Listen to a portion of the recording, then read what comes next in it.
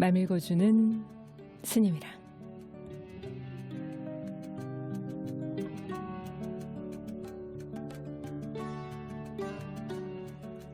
오늘은 새로운 책을 만나는 기분 좋은 설렘이 있습니다.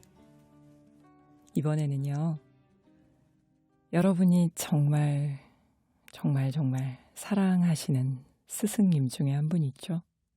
법정 스님 모셨습니다. 스님의 생전 글들을 잘 모아서 스스로 행복하라 라는 책으로 준비했습니다. 스님은 1932년 전남 해남에서 태어나셨죠. 1956년 대한불교 조계종의 초대 종정이셨던 판사 출신의 스승 효봉선사를 은사로 출가하셨습니다. 1975년부터죠. 순천 송강사 뒷산에 그 유명한 작은 남자인 불이람을 짓고 청빈한 삶을 실천하며 수행 정진하셨습니다. 95년이죠. 서울 도심에 대원각을 시주받아서 길상사로 고치고 8년간 회주로 계시면서도 그 수행자로서의 삶을 놓지 않으셨습니다. 또한 사단법인 맑고 향기롭게를 열어서 세상과 함께 호흡하는 불교의 역할도 다 하셨죠. 스님 하면 스님이 남기신 그 살아있는 글들 참 많이 생각이 나죠. 10년 전에 돌아가시면서 말과 글 빛을 남기고 싶지 않다고 더 이상은 당신의 책을 출판하지 말라는 당부를 남기고 가셨습니다. 그래서 참 쉽게 찾아보기 어렵게 돼버렸죠. 하지만 올해로 창사 50주년을 맞이한 샘터에서요. 법정 스님의 열반 10주기와 월간지 지령 600호 기념판으로 바로 이 책 법정 스님의 스스로 행복하라를 출판했습니다. 앞으로 맘 읽어주는 스님이랑에서 우리가 함께 읽게 될 스스로 행복하라는 스님이 생전에 남기신 글 중에서 우리들의 행복한 삶에 도움이 될 만한 대목을 가려 뽑아서 다시 묶은 책입니다. 책 뒷면에 샘터의 발행인인 김성구님께서 이번 책을 내면서 법정 스님의 말씀은 자신의 삶의 지표가 되었다라고 적어두고 계신데요. 비단 김성구 발행인 분의 말씀만은 아닐 겁니다. 우리 모두 법정 스님이 생전에 해주신 말씀과 글들 사랑하는 우리 모두에게 지금까지도 방향타가 되어주는 그런 존재가 아닐까 싶습니다. 그래서 오늘 첫 시간 여러분과 함께 첫 장부터 귀하게 함께 읽어봅니다.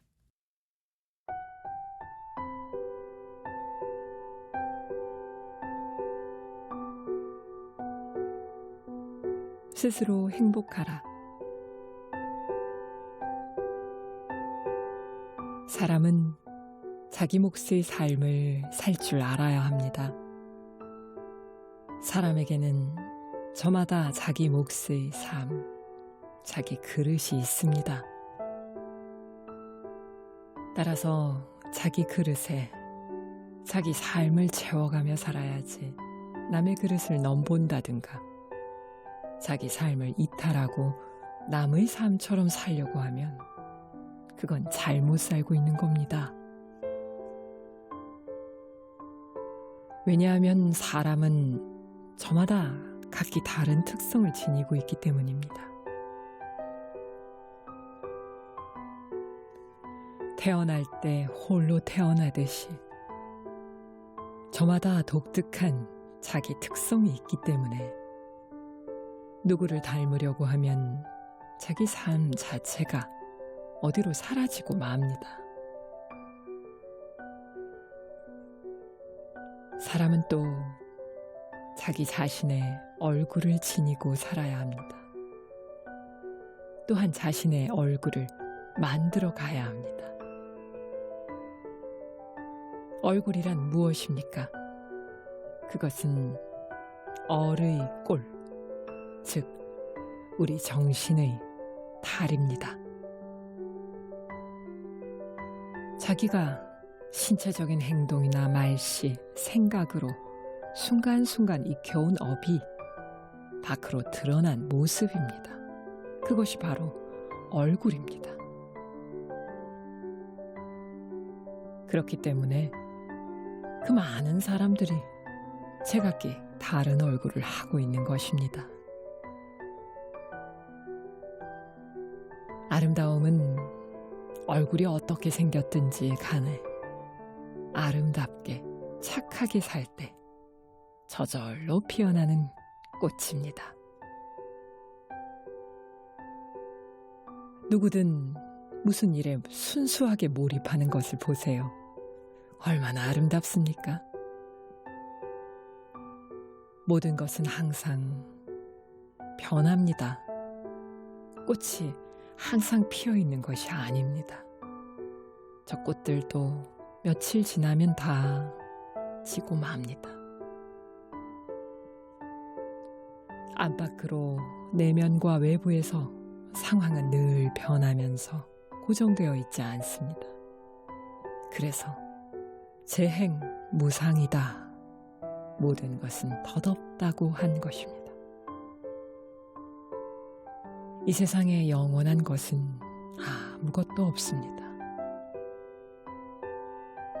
지금 이 자리에 모인 우리들도 저마다 자기에게 주어진 시간과 능력이 다하게 되면 언젠가는 이 지상에서 덧없이 사라져갈 것입니다.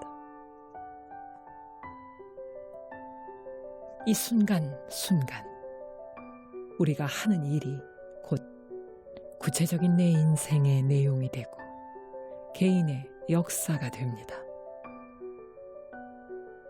내 인생은 내 스스로 만들어가는 것이지 누가 만들어 줄 수 있는 것이 아닙니다. 그래서 저마다 자기 삶에 책임이 있는 것입니다. 사람은 시시로 현재 자신의 삶을 되돌아볼 줄 알아야 합니다.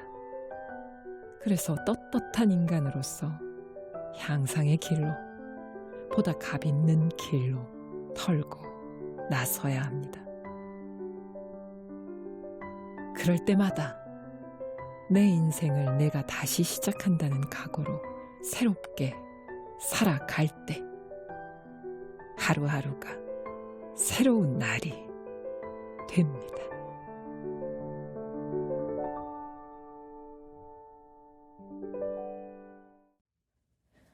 스스로 행복하라. 이 글은요, 샘터 창간 20주년 기념 강연 어떻게 살 것인가의 내용을 요약 발췌한 거예요. 또한 이 책의 서문이기도 합니다. 스님께서 참 귀한 말씀을 해주셨죠. 얼굴이란 무엇입니까? 얼의 꼴. 우리가 신체적인 행동이나 말씨, 생각으로 순간순간 익혀온 업이 밖으로 드러난 모습이다. 그게 바로 얼굴이다. 자기 얼굴을 만들어 가야 한다. 누굴 닮으려고 하지 말고. 그러고 보면 최고의 성형 수술은 업을 바꾸는 거예요. 그쵸? 업을 바꾸려면 오늘 하루에 내가 쓰는 말, 내가 일으키는 생각, 내가 몸으로 하는 행동을 바꾸는 것부터 시작해야겠군요. 성형외과 의사분들이 몰려오겠는데요. 아마 진실로 바른 시술을 하는 성형외과 의사분이라면 우리의 얼굴이 진정 어디에서부터 출발해서 어떠한 과정을 거쳐서 결과물을 얻게 되는지, 얼굴에서 어떤 꽃이 피어나게 되는지 제대로 길을 알려줄 것이라고 저는 봅니다. 그래요. 우리 그대기 식구들의 얼굴은 수행하면 할수록 예뻐지셨나요? 예뻐지셨을 거라고 상상합니다.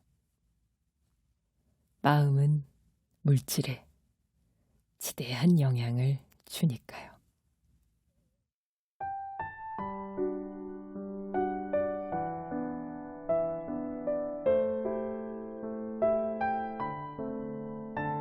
미리 쓰는 유서.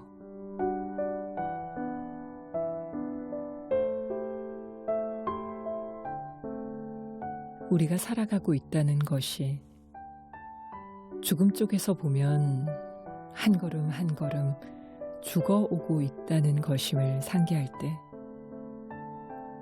사는 일은 곧 죽는 일이며 생과 사는 결코 절연된 것이 아니다. 죽으며 언제 어디서 내 이름을 부를지라도 네 하고 선뜻 털고 일어설 준비만은 되어 있어야 할 것이다. 그러므로 나의 유서는 남기는 글이기보다 지금 살고 있는 생의 백서가 되어야 한다. 세상을 하직하기 전에 내가 할 일은 먼저 인간의 선의지를 저버린 일에 대한 참회다. 이웃의 선의지에 대해서 내가 어리석은 탓으로 저지른 허물을 참회하지 않고는 눈을 감을 수 없을 것 같다. 내가 이 세상에 살면서 지은 허물은 헤아릴 수 없이 많다. 그 중에는 용서받기 어려운 허물도 적지 않을 것이다. 그런데 무슨 까닭인지 그때 저지른 그 허물이 줄곧 그림자처럼 나를 쫓아오고 있다. 이 다음 세상에서는 다시는 더 이런 후회스러운 일이 되풀이되지 않기를 진심으로 빌며 참회하지 않을 수 없다. 내가 살아생전에 받았던 배신이나 모함도 그때 한 인간의 순박한 선의지를 저버린 과보라고 생각하면 능히 견딜만 한 것이다. 날카로운 면도날은 밟고 가기 어렵나니 현자가 이르기를 구원을 얻는 길 또한 이같이 어려우니라. 우파니샤드의 이 말씀을 충분히 이해할 것 같다. 내가 죽을 때에는 가진 것이 없으므로 무엇을 누구에게 전한다는 번거로운 일도 없을 것이다. 본래 무일물은 우리 사문의 소유관념이니까. 그래도 혹시 평생에 즐겨 읽던 책이 내 머리맡에 몇 권 남는다면 아침 저녁으로 신문이요 하고 나를 찾아주는 그 꼬마에게 주고 싶다. 육신을 버린 후에는 훨훨 날아서 가고 싶은 곳이 꼭 한 군데 있다. 어린 왕자가 사는 별나라. 의자의 위치만 옮겨놓으면 하루에도 해지는 광경을 몇 번이고 볼 수 있다는 아주 조그만 그 별나라. 가장 중요한 것은 마음으로 보아야 한다는 걸 알았던 왕자는 지금쯤 장미와 사이좋게 지내고 있을까? 그 나라에는 귀찮은 입국 사증 같은 것도 필요 없을 것이므로 꼭 가보고 싶다.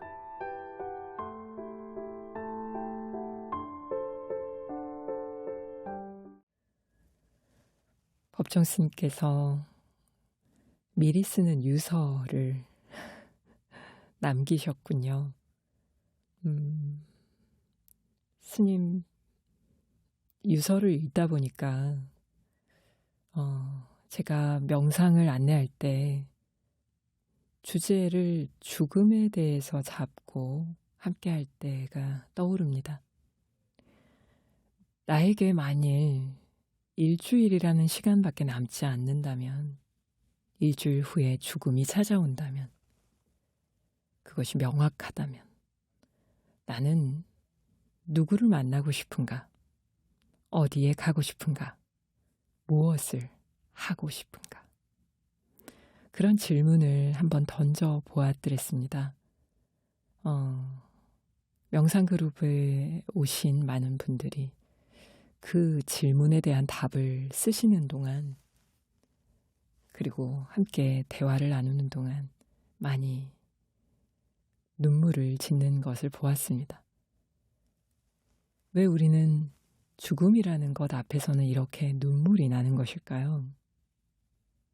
다시는 이러한 모양의 얼굴로, 또 그러한 모양의 사람들과 지금과 똑같은 형태로 관계를 맺고 살 수 없어진다는 것, 그러한 상실 때문일까요? 어쩌면 스님 말씀처럼 내가 이번 생에 살면서 정말 이것만큼은 하지 않았어야 했는데 저질렀던 허물들에 대한 참회, 그 후회하지 않고 더 이상 이런 걸 되풀이하지 않는 삶을 다음 생에는 살도록 다 털어내고 비워내고 가야 할 그런 순간이기 때문 아닌가 싶습니다. 지나간 허물들이 가슴 아리게 그렇게 다가오는 것이죠. 우리 그대기 식구들은 어떠세요? 스님은 후회스러운 일이 되풀이되지 않게 참회하고 싶다고 하셨고요. 그리고 뭔가를 꼭 전해야 한다면 머리맡에 읽었던 책 몇 권, 신문이요 하고 찾아주던 그 꼬맹이 신문 발이 배달원에게 주고 싶고, 그리고 꼭 가고 싶은 곳, 스님은 육신 버린 후에 가고 싶다고 하셨어요. 어린 왕자가 사는 별나라 말입니다. 그대기 식구들은 어디에 가고 싶으세요? 또 누구를 만나고 싶으시며 무엇을 전하고 싶으신가요? 그리고 무엇을 내려놓고 비우고 참회하고 떠나고 싶으신가요? 오늘은 미리 쓰는 유서를 법정 스님 따라 한번 써볼까요?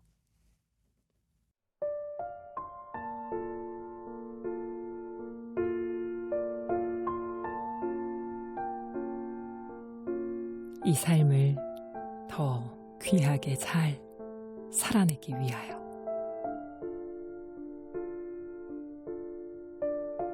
텅 빈 충만. 오늘 오후 큰절에 우편물을 챙기러 내려갔다가 한 스님이 거처하는 다향산방에 들렀다. 내가 이 방에 가끔 들르는 것은 방 주인의 깔끔하고 정갈한 성품과 아무 장식도 없는 빈 벽과 텅 빈 방이 좋아서다. 그런데 이 방에 이변이 생겼다. 방 안에 화로도 꽃병도 출입문 위에 걸려있던 이 방의 편액도 보이지 않았다. 빈 방에 덩그러니 방석 한 장과 조그만 탁상시계가 한쪽에 놓여있을 뿐이었다. 웬일인가 싶어 방 주인의 얼굴을 쳐다보았더니 새로운 각오로 정진하고 싶은 그런 심경임을 말 없는 가운데에서도 능히 읽을 수 있었다.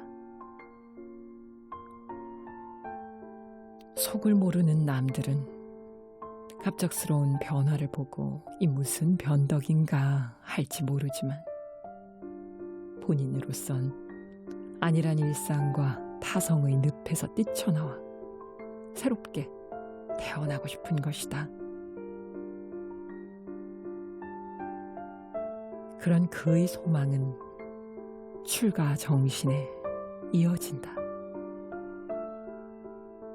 출가란 살던 집을 등지고 나온 것만으로 그치지 않는다. 성에 차지 않는 그 모든 것으로부터 벗어남이요.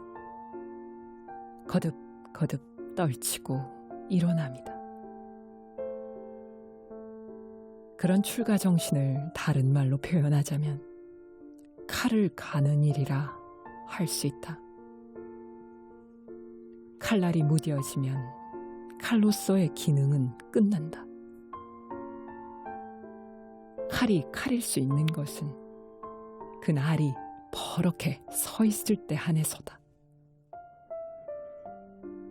누구를 상하게 하는 칼이 아니라 버릇과 타성과 번뇌를 가차없이 절단하는 반야검, 즉 지혜의 칼날이다. 서슬풀은 그 칼날을 지니지 않으면 타인은 그만두고라도 자기 자신도 구제할 수 없다. 그때 그 심경으로 치우고 없애는 그 일이 바로 그날의 삶이다. 작심 3일. 이런 결심이 사흘을 넘기지 못한다 할지라도 그날 그때의 그 결단만으로도 의미는 충분하다. 이런 비장한 결단 없이는 일상적인 타성과 잘못 길들여진 수렁에서 헤어날 날은 영원히 오지 않는다. 누가 내 삶을 만들어줄 것인가? 오로지 내가 내 인생을 한층 한층 쌓아갈 뿐이다.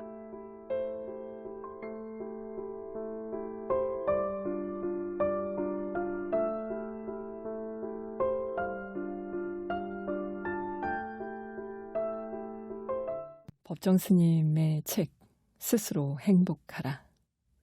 오늘 읽은 마지막 구절은 텅 빈 충만에 대한 이야기였습니다.